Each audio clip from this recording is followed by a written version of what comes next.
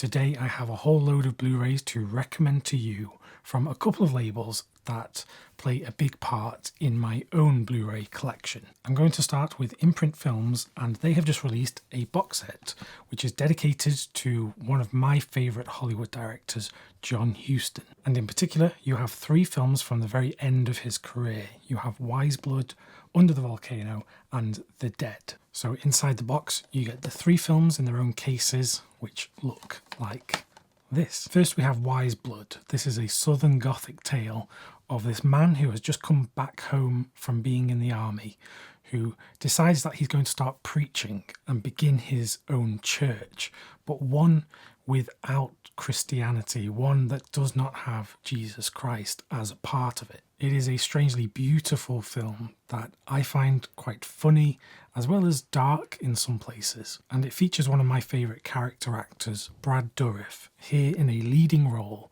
And he never really got many opportunities to be the leading man in a film. So Wise Blood is very special to me just for that alone. Then we have Under the Volcano, starring Albert Finney, who plays this British ex-consul who is in Mexico. He is a drunk, and he goes on this drunken journey on the Day of the Dead, including some interactions with his ex-wife, who is trying to patch things up with him. It is a uniquely bizarre movie, one which only John Huston would make in the latter end of his career. It's a film which I'm not sure I would call truly great, but one thing that I do love about the film is Albert Finney giving it his absolute all. And then we come to The Dead, which is a love story of sorts about memory, and it stars Angelica Houston, John Huston's own daughter. There are some great special features across all 3 of these discs, including a very good commentary on The Dead. So while I love John Huston and I have a real admiration for these films, even though they are imperfect, the thing that does let this box set down is the fact that these HD presentations, which all look fine, they are dated masters of these films. And as we know, The Dead is just about to have a brand new 4K release from Criterion, both in the US and in the UK. And with Under the Volcano and Wise Blood, these are the old masters which were used on Criterion's own DVDs, because in front of the versions on these discs, it does have the Janus Films logo. So I suppose the question for collectors considering this box is, do we just wait for eventual 4K upgrades of all 3 films? Because we know The Dead is about to happen, and maybe the other 2 will come soon as well. Another thing to factor into your decision making is the unique special features, including the commentaries in this set. And of course, you might indeed like this box set. Whether you decide to go for this box set or not, to the people that haven't heard of these films before, I would definitely recommend looking into them. They are quite unique, quite strange, but films I have a real soft spot for. Another imprint Blu-ray is Frankie and Johnny. This is a rom-com of sorts, featuring Michelle Pfeiffer and Al Pacino in a film directed by Gary Marshall, who made Pretty Woman and various other films. This film completely works for me, and I do wish we had seen these actors in more rom-coms, particularly Al Pacino, because we know him for a lot of his drama work. But here we see a softer side to him, and it's a film which just completely takes me in. So I'm so happy to have this in my collection. Again, the only wish for me would be that this would be a new restoration. This is an older HD presentation, and there is a commentary on this disc, but that is the only special feature. So Frankie and Johnny, I wish they made rom-coms like this today. Sadly, we don't get films like this anymore. Now I have some Warner Brothers Blu-rays to talk about, and first I have to start with this. It is the Peanuts TV Special Movie Collection on Blu-ray. This brings together the 40 TV specials of the Peanuts characters who we all know and love dearly, including the very famous ones like Charlie Brown Christmas and many of the other ones which have the incredible jazz soundtracks from the Vince Guaraldi trio. And if you've never heard those soundtracks, they are incredible.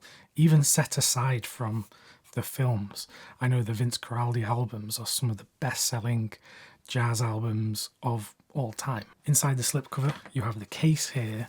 There is a booklet here which introduces the characters and some of the specials, and then you have 5 Blu-ray discs with all of the films on. I haven't watched all of these yet because there is a lot to get through, but I've already watched A Charlie Brown Christmas, even though it is November. But I'm a bit of a weirdo. I would probably watch that all year round. So there's so much fun here, and I'm very glad to have this. Sticking with animation, from Warner Archive, we have another one of these Hanna-Barbera cartoon classics coming to Blu-ray. This one of the more lesser known ones, Touche Turtle and Dum Dum. And much like with the more famous series, this is a lot of fun. And there's so much inventiveness in the cartoons and the animation. So this is another series which is now going into my own rotation of these cartoons. Whenever I need cheering up for 10, 20 minutes, these are perfect. Now with this particular one, it instantly hit me that the quality was not as high as I'd experienced on some of the previous cartoons that Warner Archive had put out. So I went online and had a quick look at why this could be the case. And it turns out that this series was taken from a 16mm print. So the source that is used for this brand new restoration is basically suboptimal in terms of getting the absolute best quality in the cartoon. It's certainly still absolutely watchable.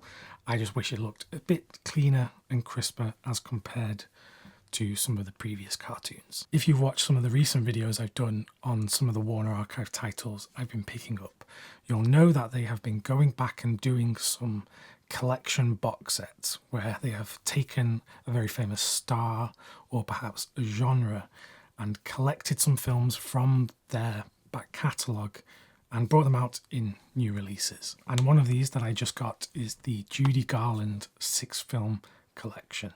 Now you know who Judy Garland is. You don't need me to tell you about her.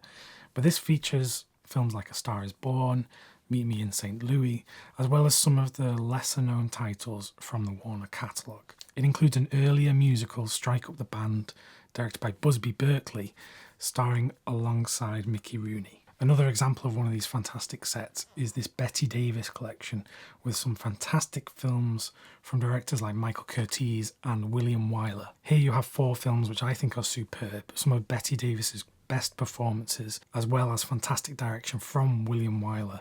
The Letter is just an incredible film that I think needs to be seen. And not to be outdone by Bette Davis, you have a Joan Crawford collection with great films like Grand Hotel and The Women and Possessed. These are fantastic films. And the last one of these collection boxes, which I want to talk about, which I haven't started watching yet, is this Horror Legends collection, which has the Dr. X films, it has a Fu Manchu film in. So I love that Warner Brothers are doing this, going back into the collection and collecting these into these releases. But now let's talk about some new Warner Archive titles, and here I have Black Samson, which from the artwork I was expecting great things. Unfortunately, Black Samson didn't quite live up to this artwork. It's a blaxploitation film which sounds like it would be right up my street. It's about a nightclub owner called Black Samson who has this pet lion, and he dresses like this on the front cover, and he's essentially beating up a load of drug dealers. There were moments that I really liked, but there were these gaps in between which I was just waiting for more of the good stuff, and it just didn't come thick and fast enough. But given my admiration of these blaxploitation cult movies, this was one that I did want to see for some time, and now I can tick it off the list. Another new Warner disc I got is I Died 1,000 Times. This is a remake of High Sierra, the classic Raoul Walsh, Humphrey Bogart movie, which I love so much. And I wanted to get this because I knew it was a remake, and I love that story. But it just never quite lives up to High Sierra, and that is a real shame because I like the people involved here. It looks great, but for whatever reason, it just didn't work with me.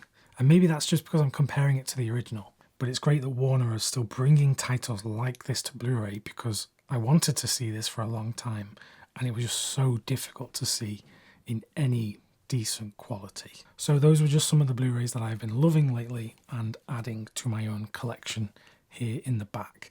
I really appreciate those collections based on the actors and the genres from Warner Archive.